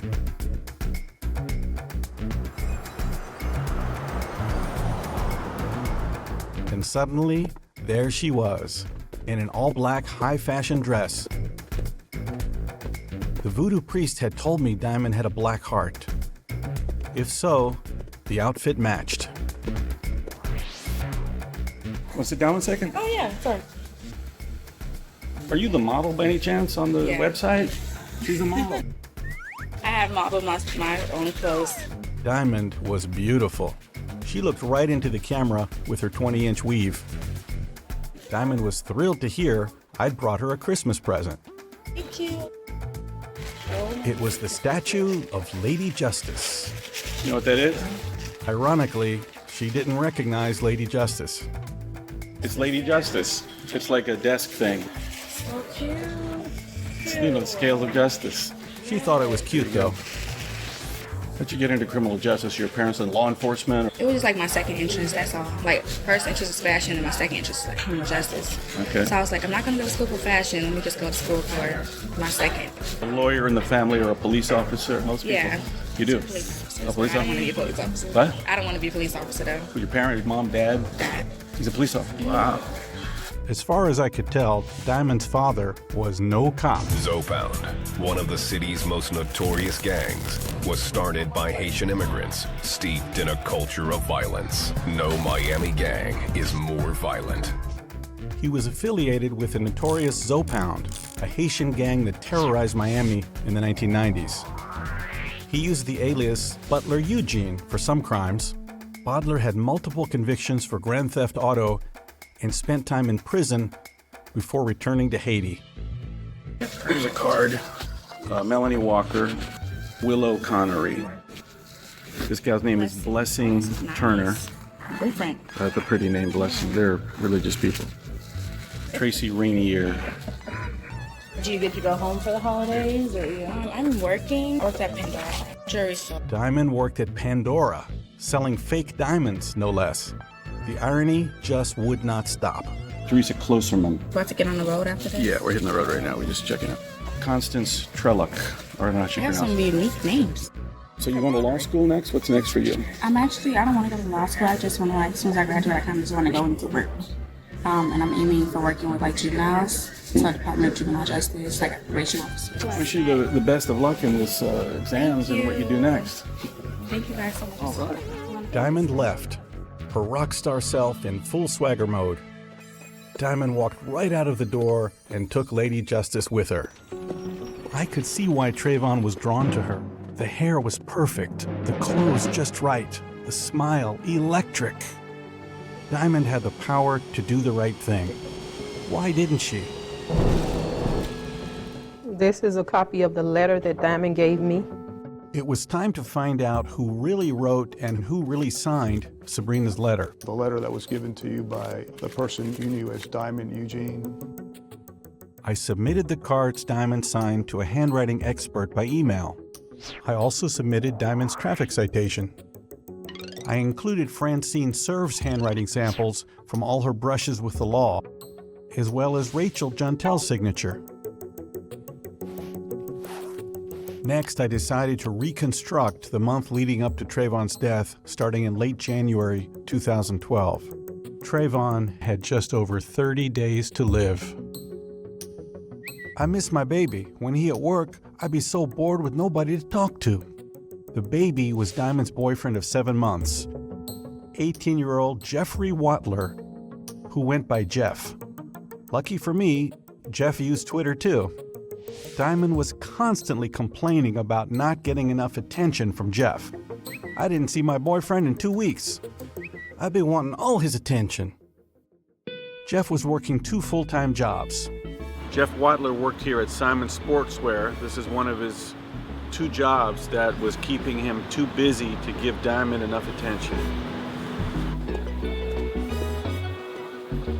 This is the Abercrombie & Fitch where Jeff Watler worked when Britt was dating both him and Trayvon Martin. Sometimes Diamond used Twitter to encourage Jeff. Baby, I'll ride for you. Baby, I'll die for you. But she mostly used Twitter to publicly embarrass Jeff into action. He'd take forever to text back. My phone died. I don't hear from him till he get in. That's not gonna fly with me. I need a new phone. A real man won't let his woman down. With no car, he would often arrive home by bus after midnight and get up at noon the next day and go back to work. I called this boy twice and didn't get no answer. I got no energy. I miss you. Going to work. Okay, I'm getting bored now. Diamond's complaints were making Jeff insecure. My biggest fear besides God not letting me in heaven is losing Brittany. Jeff was so exhausted he would often tweet just one word, sleepy. I went to get some juice and he already hung up. I bet he done fell asleep. I don't play disrespect. I'ma stop getting mad and just get even. On February 2nd, Diamond sent 2 photos to a boy 3 days shy of his 17th birthday. Only a week earlier, Diamond had tweeted, "When you're pretty, you get away with a lot of shit." The drama was not doing much for Diamond's grades. I got an F in this class, Lord help me. To cope, for Diamond there was junk food. They selling Krispy Kreme donuts, oh yes. Jeff, in crisis, turned to faith. God blesses me every day. Now Diamond was not responding. Why my girlfriend never texts me back? Because Diamond was on the phone with Trayvon. But then 2 days later, Diamond was reassuring Jeff. Jeff, my best friend, my trusty, my main man, all that in one. That's why I got so much love for the kid. With the stress of managing 2 relationships, Diamond gorged on junk food. Donuts and cupcakes. I'ma have diabetes by the time I'm done eating these shits. But soon enough, Jeff began to get the sense he was being played. It's a dream I be having about my baby. I hope it never come true. But it wasn't just a dream. On Valentine's Day, Diamond was with Jeff, spending time with the boy I love most. Diamond deceived Trayvon about why she couldn't talk to him on the phone. She was at North Miami Park with my daddy at dance practice. But the day with Jeff didn't go well. Today was the first time I almost hit a girl. On the 17th, Diamond spent an incredible 8.5 hours on the phone with Trayvon. To throw Jeff off the scent, she tweeted at 10:30 p.m., just waking up, annoyed. The following day, phone on 2%, unappreciated. The next day, Diamond made a bold move. My girlfriend says she feel unappreciated and she want a break for a week. Only God can judge me. By now, Diamond was spending more time speaking to Trayvon than sleeping. I don't really feel good. I'm getting bags under my eyes, taking my ass back to sleep. The next day, Diamond descended into junk food hell. I got food poisoned. I knew I shouldn't have ate that shit. With 1 day to live, Trayvon texted Diamond, "Feel like you playing with my emotion." The day he died, Trayvon and Diamond spoke for 7 hours, mostly in conflict. I'm about to hung your ass. If you don't want to be on the phone with me, hang up then. I'm show you how you treat me. Don't feel good, do it. Their last call disconnected at 7:15 p.m. Diamond later told Crump she wasn't that concerned. She ain't called back, so I'm like, okay, you might knock this phone on the grass, because I thought it was a fight. In reality, Diamond spent the next 2 hours frantically calling Trayvon and Felicia Cineas. She said a prayer with Felicia and tweeted, "Prayers changes things. I got hope." The next day, Diamond and Felicia Cineas texted over 100 times. Stefan Bramble tweeted about Trayvon, "R.I.P. at No Limit nigga. The real die young." After school, Diamond was back to her usual self, thinking should I take a nap then go to the mall? Haha, my boyfriend funny. But Jeff wasn't buying it, chilling with my baby. Something don't feel right at all. Diamond was worried. She tweeted to Jeff, 8 months strong. My nigga for life. But Jeff must have heard rumors that Diamond and Trayvon were tight. I'd rather my girlfriend spit in my face than cheat on me. Meanwhile, Trayvon's friends and family continued to call his cell phone to leave goodbye messages. Diamond wasn't one of them. On March 1st, Felicia and Diamond did 3-way calls with Mario. Now Diamond knew she was on the hot seat. I don't like people who run their mouth too much. By the next morning, the stress was getting to her. I need to find somebody who's selling donuts. Then later that day, at Chinatown, ordering me some Chinese food. On Saturday, Trayvon's funeral was held. When he was alive, I was his stepmother. But in death, I'm not his stepmother. I don't love him because he done passed. The new media image of Sabrina and Tracy meant there was no place for Mama Alicia. That's the most painful thing that they could have done to me. You weren't allowed to sit at the front row. No, I had to sit in where I fit in. During the funeral, Diamond was at home tweeting, "Why everybody want IHOP? Danny's way better. My baby here." Crump would later lead the witness again, this time about why she didn't attend the funeral. So you had to spend the night in the hospital? Yeah. So sick that you had to go get medical assistance? Yeah. Trayvon Martin. Trayvon Martin. Diamond seemed oblivious to the storm building around her. Headphones in, tuning everybody out. I need to go back to my 4:30 color. I sneezed and a noodle came out my nose. I want you guys to stand up for justice and stand up for what's right. By Sunday night, Team Trayvon got word that the police investigation would find Zimmerman acted in self-defense. Stefan Bramble texted Diamond twice, followed by 6 calls from Felicia, each lasting about 30 seconds. Diamond was hanging up on her friend. Then more Mario. Finally, Diamond tweeted, "Aggravated." It appears even Diamond's father in Haiti was asked to reach out to Diamond. "My old boy requested me on Facebook. Deactivating my shit." Diamond was getting battered from every direction. The pressure on Diamond continued the next day. Stefan Bramble hammered her all morning at school and Mario into the evening. Diamond responded by calling Pizza Hut and Chinese food. Then she turned off her phone for several days. Say, what's going on right there? He said, just call the police. Unable to recruit Diamond, Crump presented 2 roommates from the retreat at Twin Lakes. As soon as the gun went off, the crying stopped. Therefore, it tells me it was not Zimmerman crying. It fell flat. Diamond was still tweeting, of course. Hungry. That time of the month. On the weekend, Diamond got 2 calls from Tracy Martin.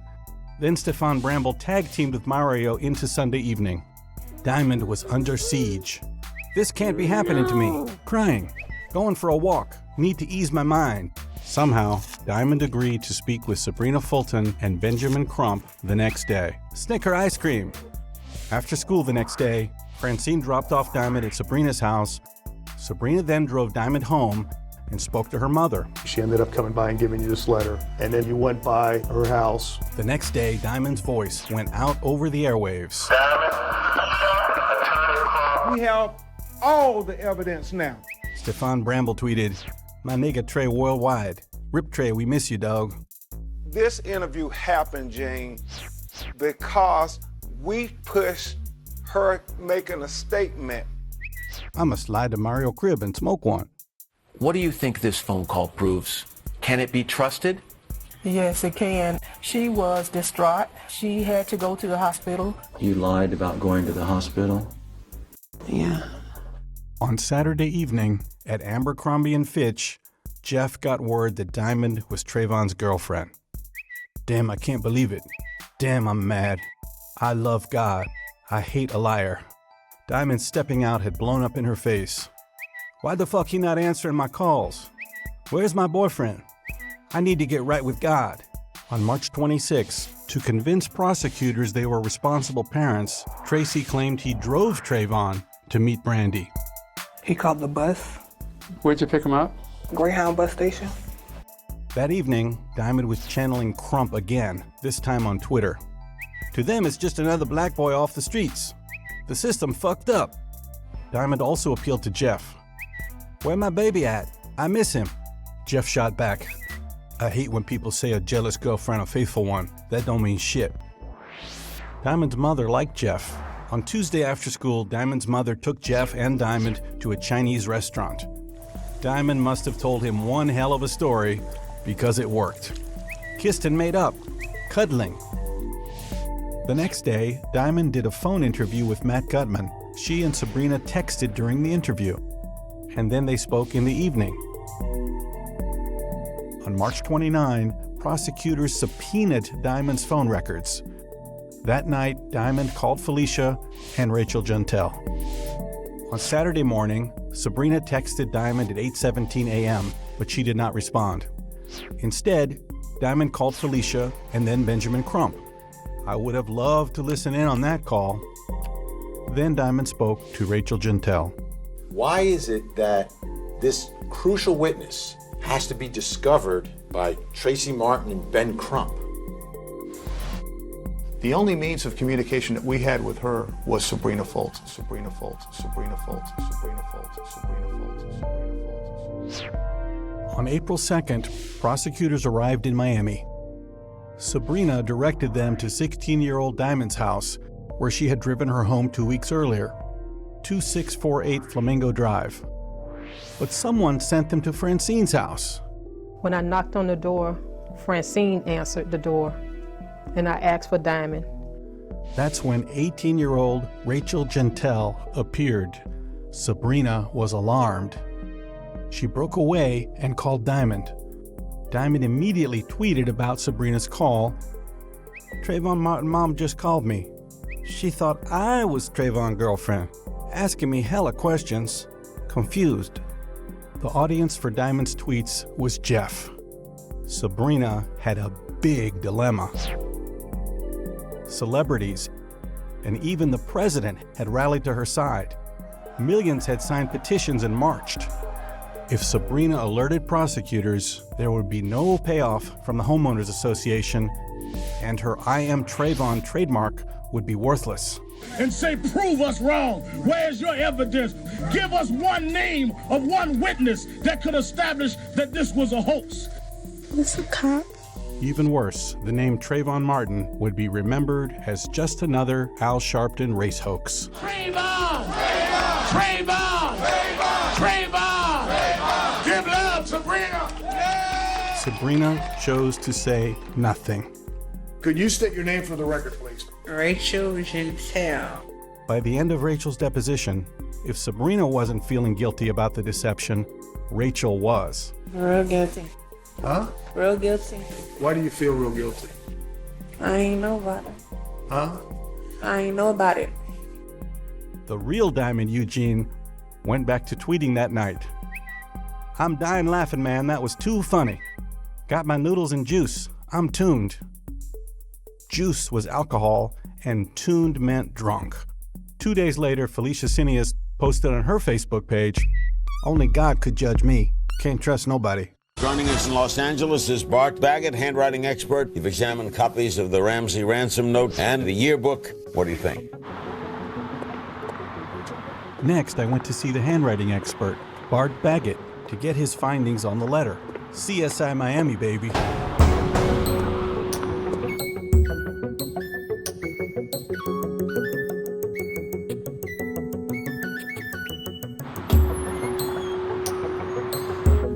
Bart, I really appreciate your looking at my samples. I can't wait to hear what you have to say. This case involves a note written by an unknown individual, signed by someone named Diamond Eugene. This kind of evidence is really important. I consider that letter to be personal and sentimental. Well, there's nothing about this letter that's sentimental. I mean, it's clearly a declaration of what this individual observed or witnessed. Did you disclose it to anybody? No. Before yesterday? What would it tell you if somebody had a piece of evidence and they withheld it from prosecutors and the police for a full year? Well, anytime someone hides evidence or protects stuff, I put it in a box. There's obviously some fire there. There's something there that we need to know about. And you would like to keep that, is that correct? Yes, I will. Okay. The mom's got this letter and she's like, if I reveal it to the cops, a handwriting expert might find out that Brittany did sign that. And you know it's bad to lie to the police and in the middle of a trial. It's my belief, after all my research, that Francine wrote the body of the letter in cursive. I also think she dated it. After I established that the body of the note was written by Francine, we looked at the signature as a separate entity. I found the handwriting of Rachel Gentile probably the most interesting because it was so sloppy and illegible, and almost as if it was difficult for her to write. Rachel's handwriting comes from a disorganized mind. I just want to fix it. Like, I just told it, not like how it is, but give it. She doesn't have clarity. She doesn't have symmetry. There's a low skill level. Her neuromuscular behavior, such as handwriting, never fully develops. Could Rachel Gentile have signed this letter? I don't think her fingers and her brain are capable of writing the word Diamond Eugene with this level of clarity. I don't think Rachel Gentile had anything to do with writing the words Diamond Eugene. There's really down to two candidates, Brittany or Francine. We dug down to look for the upstrokes, the downstrokes, the backstrokes. It's interesting, the word Eugene and the letter formations are very similar to the question signature. And that is similar to Brittany's writing. But the D in Diamond, the last D, does have a match in Francine's signature. So is it possible that Brittany and Francine could have written one word each? I guess it's possible. Kind of an odd and interesting twist to the whole story. So my final conclusion is Diamond Eugene. It's more likely that Francine wrote it, but I'm still not totally convinced Brittany couldn't have written part or all of that. Did you sign it at the bottom? Yes. What name did you use? Diamond Eugene. So the one thing is conclusive is Rachel Gentile did not write the words Diamond Eugene.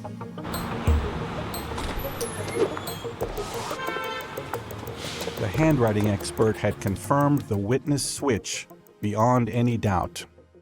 I had one more big question that I thought forensics could answer. Why would Rachel Jeantel agree to take Diamond Eugene's place? Were they related through Rachel's Haitian mother, Marie Eugene? I collected trash from outside of Rachel Jeantel's house. It had a little bit of everything. I sent the items to Specken Forensic Laboratories in Michigan. And in a separate package, I sent Christmas card envelopes that Diamond had licked shut. First, they got Diamond's DNA profile. Then from Rachel's trash, they tested the headband and the underpants.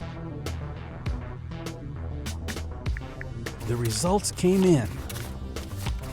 Greater than 99% probability that underpants, Marie Eugene, was the mother of headband, Rachel, and envelopes, Diamond Eugene, was greater than 99% probability also the daughter of underpants, Marie Eugene. Wow! Comparison of envelopes, Diamond, to headband, Rachel, indicates they are half-sisters. Incredible! I had never suspected this. It was a shocking revelation that explained a lot.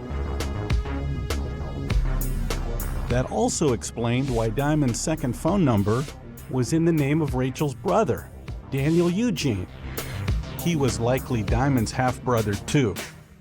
I decided to call what I uncovered the Trayvon hoax, because it became the standard scam the media would play on Black Americans to control their votes. Matt Gutman is in Miami with the latest on all this. Hey, good morning, Robin. We've been following this story for a few weeks now. The Trayvon hoax goes like this. The media repeats a story with no questions asked that a black person was attacked by a white male because of skin color. Then they say the white person represents America. So black people must be very afraid. And to protect themselves, vote Democrat. On Election Day 2012, Felicia Cineas tweeted, "Vote Obama or die." That's the Trayvon hoax. Felicia, Diamond, and all their friends and family bought into it as kids. The fear prevents people like Felicia and Diamond from connecting the problems in their families to the Democrat policies controlling their communities. The terrible schools, drug cultures, gangs, and lack of jobs in urban America. Vote Democrat or we're gonna die.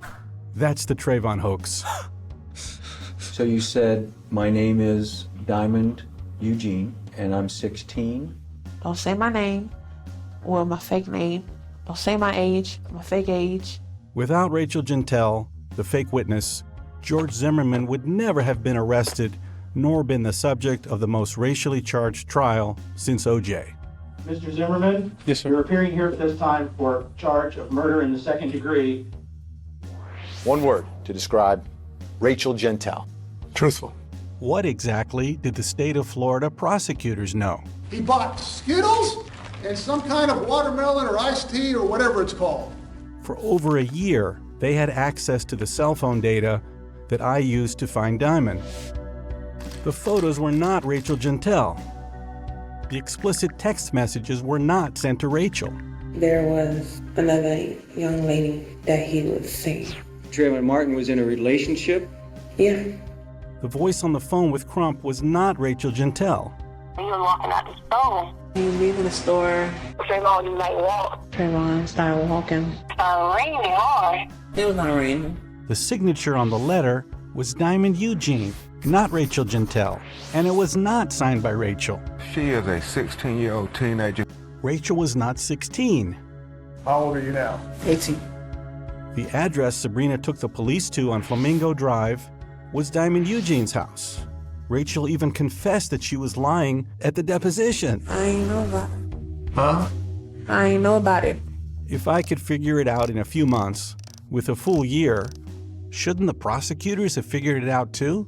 Could that explain why so much evidence was withheld from the defense until just before the trial. I'm not prepared to make an argument. The state's obviously been working on for months and months and months just to spring it on everyone at the last minute. The effects of the Trayvon hoax continue to this day. George Zimmerman lost his job, got kicked out of college, and lost his wife. Emotionally, the trial was very devastating on me. Even after the trial, I was being accused of being a racist, a murderer, and a bigot. There was no way I could handle the fame, and it wasn't fame, it was negative fame. Looking back, I kind of internalized all this negative attention on me. If people were gonna label me as such a bad person, such a jerk, I was gonna show them that I could be. It took me a few years to work through it and go back to being the person that I was. Jeantel was born premature, and reading never came easily. You had a 4th grade reading level. Yeah. Rachel Jeantel dropped out of high school and later went to an alternative school and graduated at age 21. She was depressed. We actually had her evaluated, and she was actually suffering from post-traumatic stress disorder as a result of this ordeal. The cruelty of those who allowed Rachel Jeantel to testify cannot be more obvious. As for Diamond Eugene, Jeff later tweeted, "Brittany was looking so good, but I had to drop her." Jeff broke up with Diamond around the time Rachel Jeantel appeared on the witness stand. When the trial verdict was announced, Diamond tweeted, "My heart goes out to Trayvon Martin's family. I can imagine how they're feeling. I want some Krispy Kreme donuts." Diamond graduated from Miramar High School in 2014 and attended the prom with her new boyfriend, Noah. Then Diamond went to Broward Community College. That's when her love life came to a crashing halt. Single as fuck. When I met her, I felt the voodoo priest was wrong. Diamond had a good heart. At just 16, Diamond faced enormous pressure to tell a story. We pushed her making a statement. Diamond persevered. She graduated with a degree in criminal justice. Brittany Diamond Eugene. Diamond still models for her online boutique called She's the Bomb. The summer collection is here.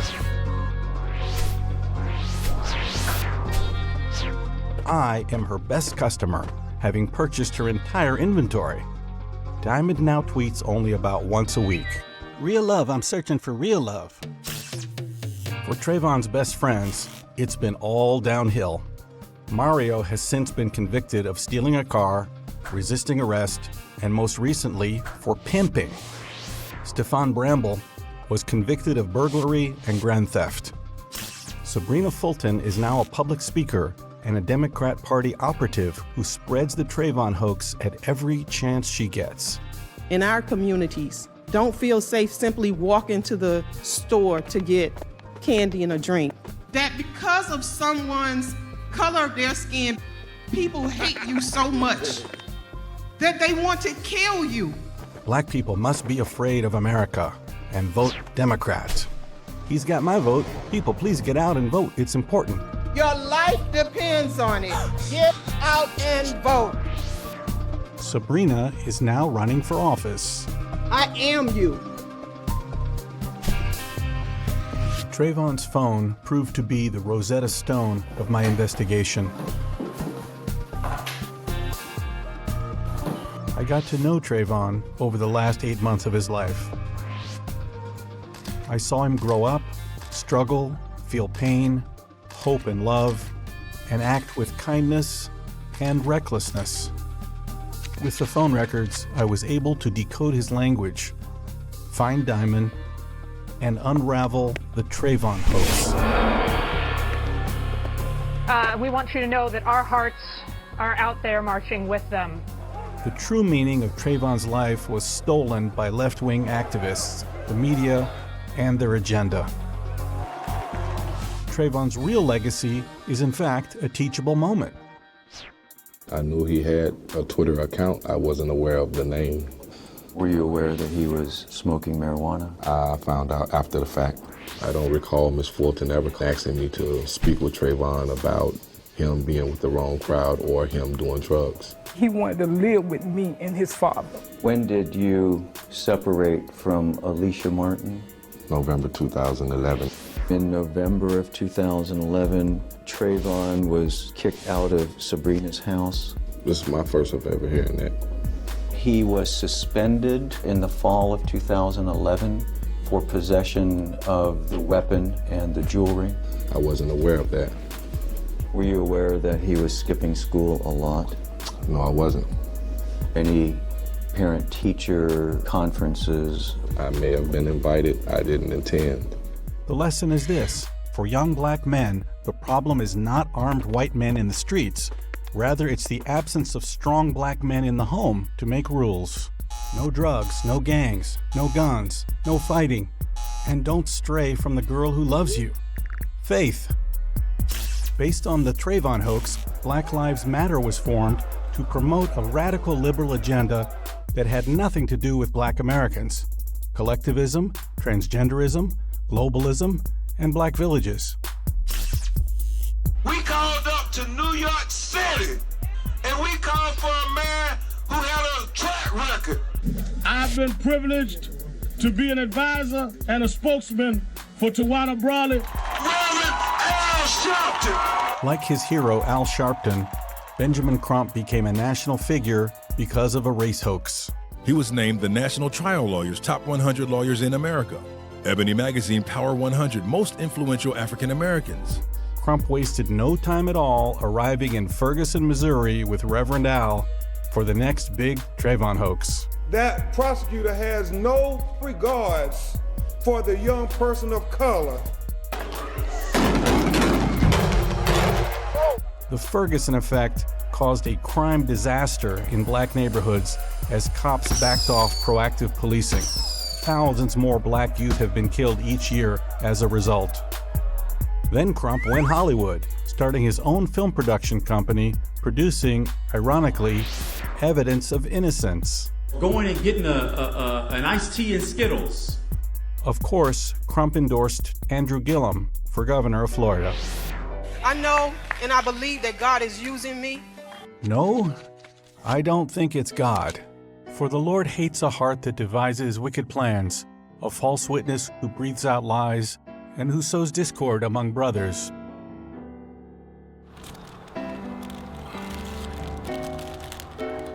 It's a pretty evil idea to use a troubled black teen's tragic death to put an Hispanic man in prison with the goal of controlling black voters. In fact, the media plays the Trayvon hoax every day. Play means to make a fool of. But this is all fresh reaction that's been going on in just the last few hours after the word of this crime has started to spread out there. And this is America in 2019.